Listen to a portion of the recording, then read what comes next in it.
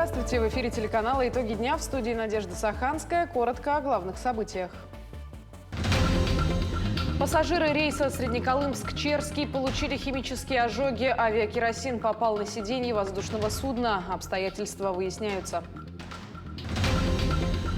Без сбора справок и по одному заявлению Минтруд России предлагает упростить назначение мер социальной поддержки. Программы, проекты и практики развития общественного здравоохранения. В Якутске проходит межрегиональный форум здоровья.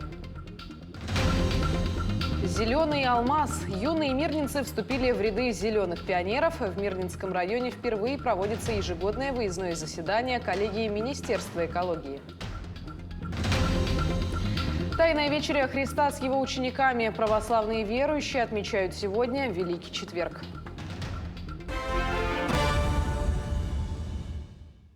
В Якутии пассажиры Ми-8 авиакомпании «Полярной авиалинии», выполнявшего 11 апреля рейсы Среднеколымска в Черский, получили химические ожоги из-за авиакеросина на сиденьях судна. Всего на борту вертолета находилось 22 пассажира. В больницу за медпомощью обратились 3 человека. У них диагностированы ожоги 1 и 2 степеней в подколенных областях. По данному факту инспекции по безопасности полетов авиакомпании «Полярной авиалинии» назначено проведение служебной проверки. Обстоятельства происшествия выясняет Восточно-Сибирская транспортная прокуратура. Предварительная причина произошедшего – попадание авиакеросина на сиденье в результате перепада температур и выхода топлива через дренаж. По данному факту следственными органами Восточного межрегионального следственного управления на транспорте Следственного комитета России проводится доследственная проверка по части 1 статьи 238 Уголовного кодекса Российской Федерации. При МЧС создан специализированный спасательный центр, в чьи задачи входит реагирование на чрезвычайные ситуации и ликвидацию последствий стихийных бедствий. Основной целью учреждения будет оперативное реагирование на чрезвычайные ситуации природного и техногенного характеров и их ликвидация. Напомним, кандидат на службу должен быть в возрасте от 18 до 40 лет, желательно иметь высшее образование и быть при этом ответственным, дисциплинированным и преданным делу. При этом важно также обладать крепким здоровьем и устойчивой психикой. Автомобиль с людьми попал в ДТП, люди раненые и не могут самостоятельно покинуть транспортное средство. Так начинается легенда соревнований по ликвидации последствий ДТП, которые прошли сегодня на учебно-тренировочном полигоне службы спасения.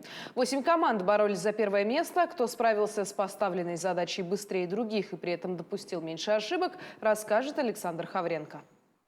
Ежегодно на дорогах России происходят тысячи дорожно-транспортных происшествий. На них выезжают спасатели, от скорости и слаженности работы которых зависит жизнь и здоровье пострадавших. Для отработки своих навыков ежегодно спасатели участвуют в соревнованиях по ликвидации дорожно-транспортных происшествий, на которых до миллиметра, до секунды оттачивают свои действия. В этом году, по легенде соревнований, автомобиль с водителем и пассажиром попал в аварию. Люди в машине заблокированы и самостоятельно покинуть ее не могут. На место происшествия прибывает отряд спасателей. Водитель получил закрытый перелом нижней трети правой голени, находится в сознании, зажат рулевой колонкой. Передний пассажир получил закрытый перелом левого предплечья, зажат передней панелью. У всех пострадавших подозрение на спинальную травму, на всех пострадавших надеваются шейные корсеты. Все пострадавшие эвакуируются из транспортного средства на щите. Работаем! Спасатели должны строго следовать алгоритму действий. На соревнованиях отступление от алгоритма может стоить дополнительных штрафных баллов. В реальной жизни несоблюдение алгоритма действий может привести к трагическим последствиям. Ежегодно проводятся, соревнования по дорожно-транспортному происшествию. Это дает подготовку для спасателей. Отрабатываем, скорость и правильность действия при ситуациях, при ДТП. В настоящей жизни всегда получается так, что одинаковых ДТП не бывает. Там приходится включать голову, но придерживаться все равно алгоритма. В этом году участие в соревнованиях приняло 8 команд, среди которых сотрудники службы спасения Якутии, спасатели республиканского МЧС и пожарные. Многие из них уже неоднократно принимали участие в подобных состязаниях, но все равно при выходе на рубеж справиться с волнением удается не всем. Суета у людей, в общем, начинается. А кто-то, возможно, поддается немного, панике. И самый главный фактор – это то, что все стараются отработать на скорость. Все понимают то, что это, во-первых, учение, это нереальная жизнь. В реальной жизни, конечно, мы соблюдаем полностью требования безопасности, необходимые при ликвидации ДТП.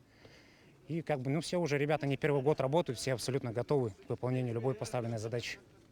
По итогам соревнований первое место заняла команда столичной службы спасения. Второе место у огнеборцев из Чоропчинского района. Бронза досталась специализированной пожарной спасательной части. В подобных соревнованиях главное не место, а возможность отработать свои навыки, чтобы потом применить их на практике, помогая людям. Александр Хавренко, Владимир Павлов, Якутск.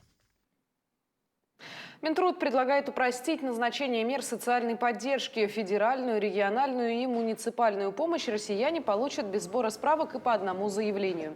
Проект постановления предлагает сделать всю социальную поддержку доступной в электронном виде через портал госуслуг или региональный сайт.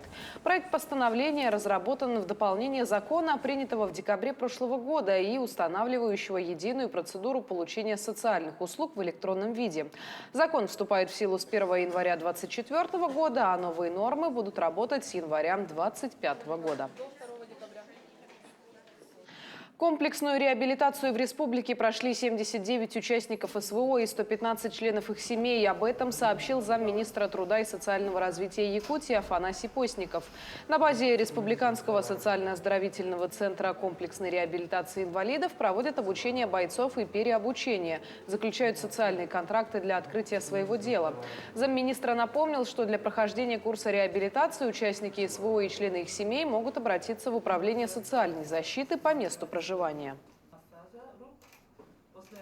Ну а в селе Крестях Сунтарского улуса 12 апреля установили первую сваю нового клуба. Оказать помощь в его строительстве на встрече с Владимиром Путиным попросил герой труда Владимир Михайлов, проработавший полвека дойером. Напомним, Владимир Михайлов из Сунтарского района в июне прошлого года был награжден золотой медалью Герой труда Российской Федерации. Медаль ему лично вручил Владимир Путин. После церемонии награждения дойер рассказал президенту России, что мечтает, чтобы в его родной деревне построили клуб. Глава государства тогда пообещал выполнить его просьбу. Сельский клуб будет двухэтажным и откроется уже в конце следующего года.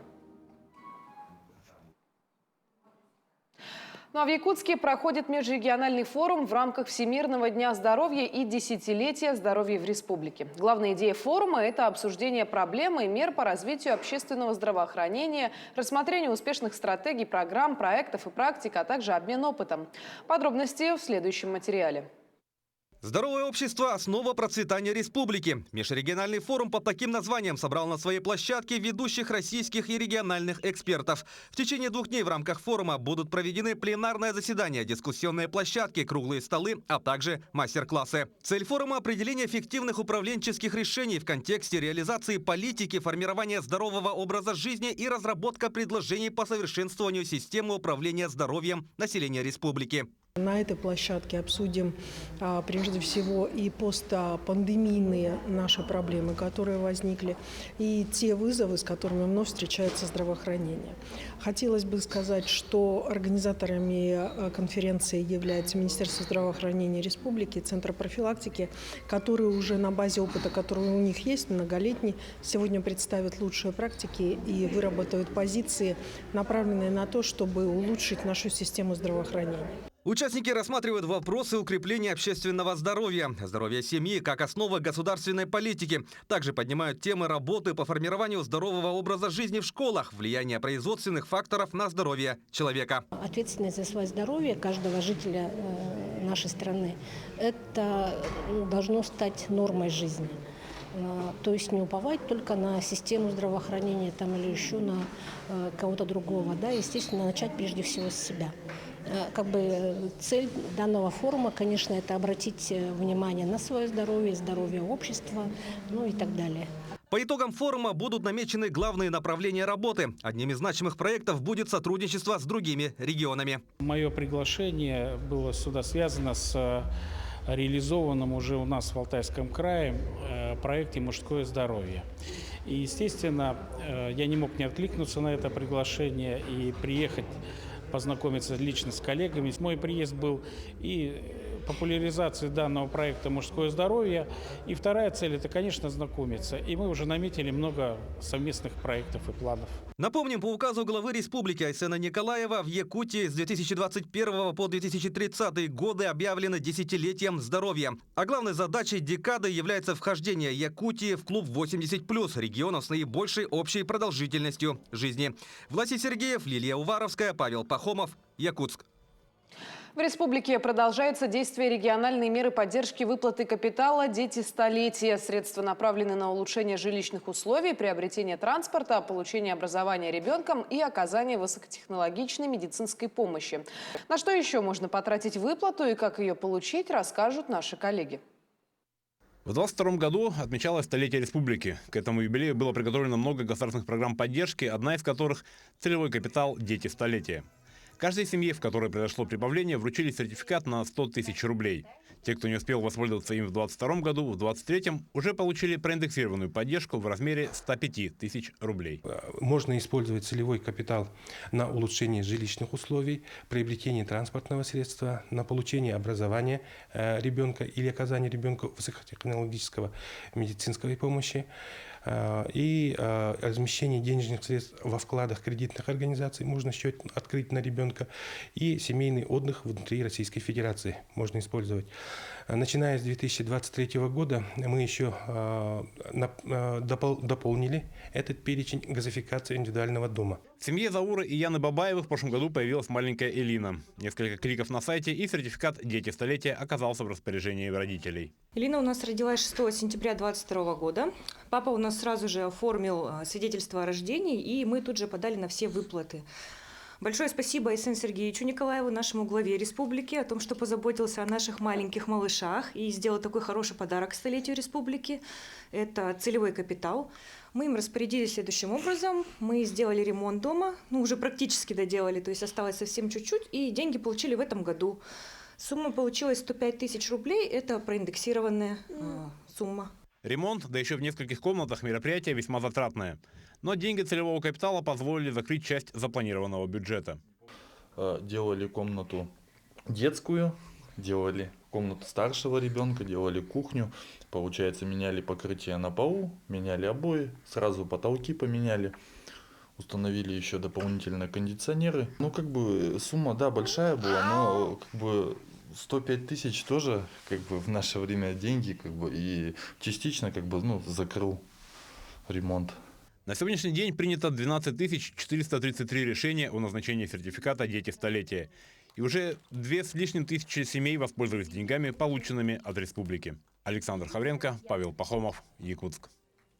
Более 40 тысяч человек подали заявки на участие в конкурсе «Лидеры России». Регистрационные заявки приходят от участников, представляющих различные профессиональные области. Сферы промышленности, образования, отрасли строительства и архитектуры, и сферу предпринимательства. В этом сезоне добавлен новый региональный этап, в котором каждый из 89 российских субъектов предложит конкурсантам в командах решить актуальную проблему региона.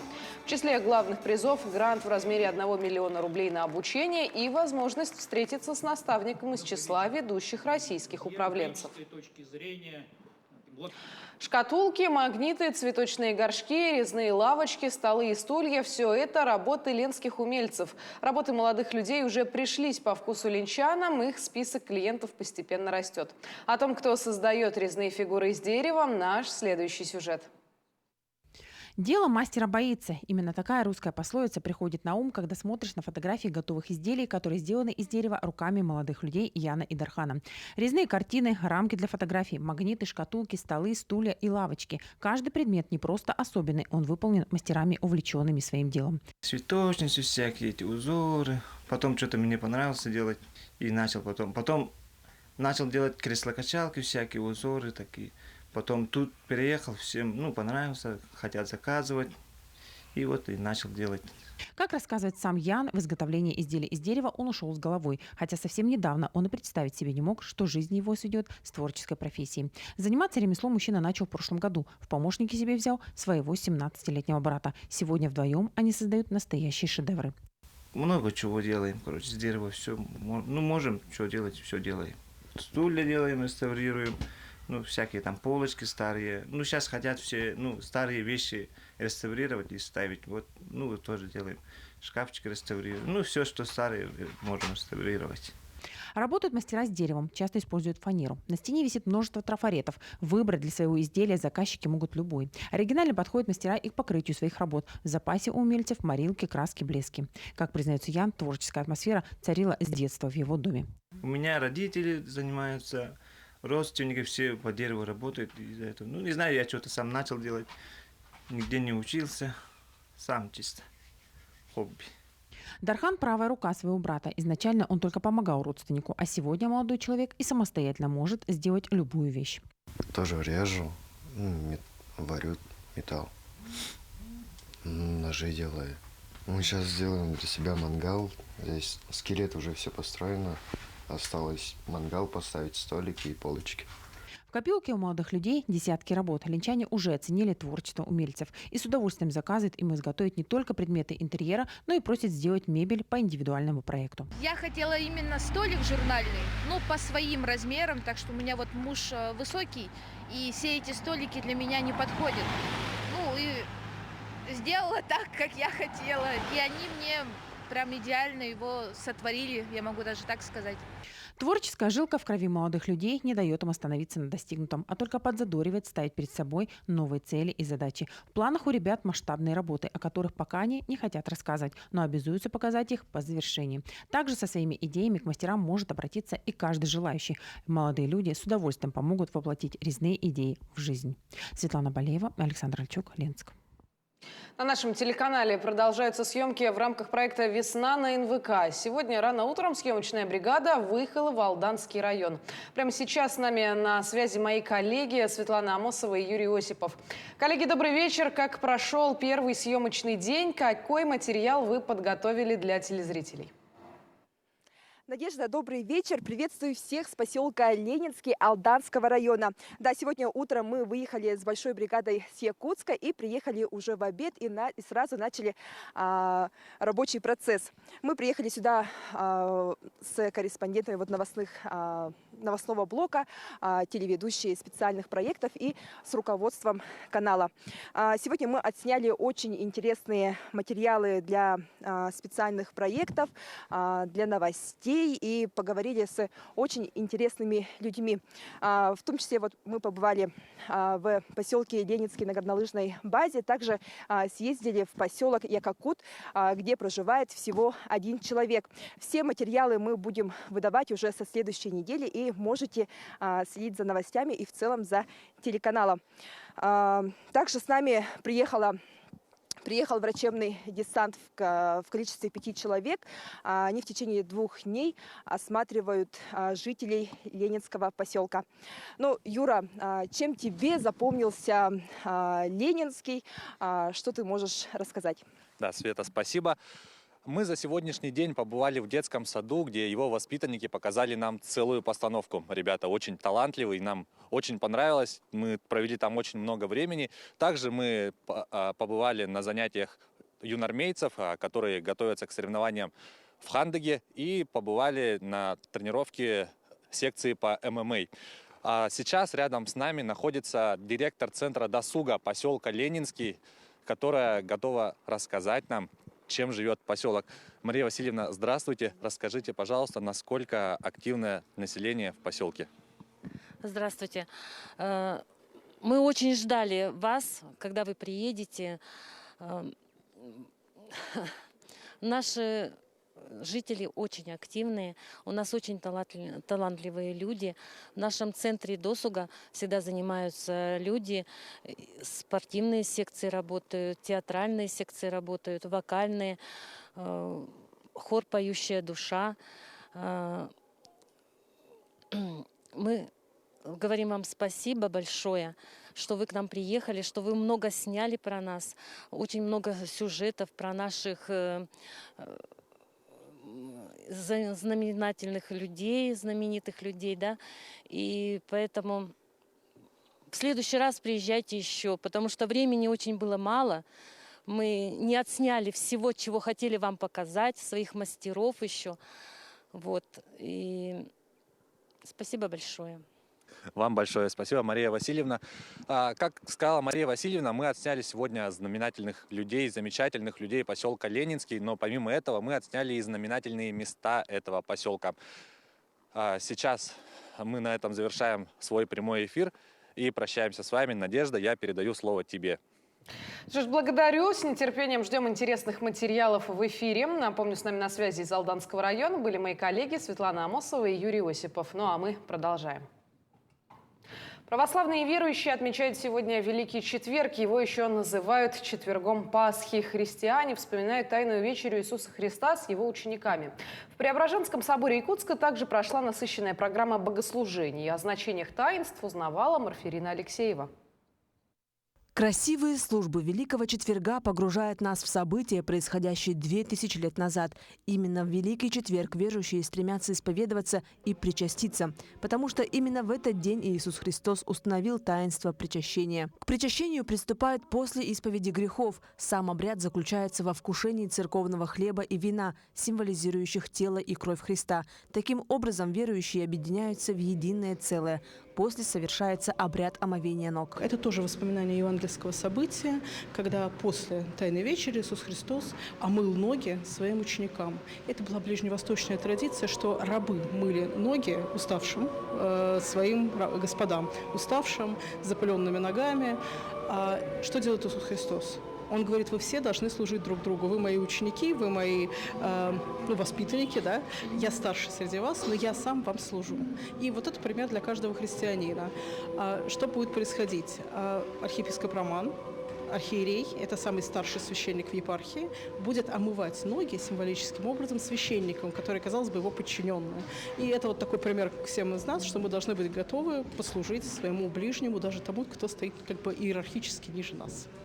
Вся Страстная неделя наполнена богослужениями. После Великого Четверга следуют Великие Пятница и Суббота. В скорбный день Пятницы совершилось распятие и крестная смерть Христа на Голгофе. До конца недели в храме будут вестись особые службы. Верующие люди будем слышать эти Евангелия, видеть изображения Спасителя на иконах, на Святой Плащанице. Мы будем слышать древние монастырские напевы, гимны которых тоже рассказывается об этих страшных днях. И наша задача вникнуть в суть происходящего и разделить мысленно и сердцем. В субботу, 15 апреля, в 12 часов совершится освящение пасхальных яств. Осветить свои продукты может каждый желающий. В 23:30 того же дня у Преображенского собора пройдет крестный поход, после которого совершится пасхальная служба. Марфирина Алексеева, Георгий Григорьев, Якутск. Тем временем Центр спортивной подготовки «Триумф» готов принять первенство России по вольной борьбе. На арене идут финальные подготовительные штрихи. На якутский ковер выйдут спортсмены из более 40 регионов страны. Сегодня все участники прибыли в Якутск. Нашу республику представит 36 борцов. Завтра квалификационные поединки пройдут в 5 весовых категориях. В 2 из них по сетке развели фаворитов первенства: до 57 килограмм Льва Павлова и Баира Баяндуева, до 70 килограмм Магомеда Байтукаева и Абдулмалика Эльтемирова. Схватки начнутся с 11 часов. Напомним, в прошлом году в Каспийске в копилку нашей команды борцы внесли по одной золотой и серебряной медали. Прямую трансляцию первенства России смотрите на телеканалах «Мамонт» и НВК «Саха», а финальные схватки турнира покажет телеканал «Матч Боец». Фаворитов в каждом весе можно выделить несколько человек. Так, среди якутской команды могу выделить 2. На 57 килограмм это Павлов, 61 Слепцов. Вот так в Дагестане, конечно, в каждом весе есть ребята, которые способны взять золото. В прошлом году первенство было у нас, они по юношам еще в прошлом году боролись, да, 3-е место занял. Тогда он боролся на 51 килограмм, Гаджиев Магомед Расул. А завтра будет бороться на 57 килограмм. И надеемся, в этом году тоже что-нибудь взять. На этом у нас все. Мы продолжим следить за событиями. Оставайтесь на нашем канале.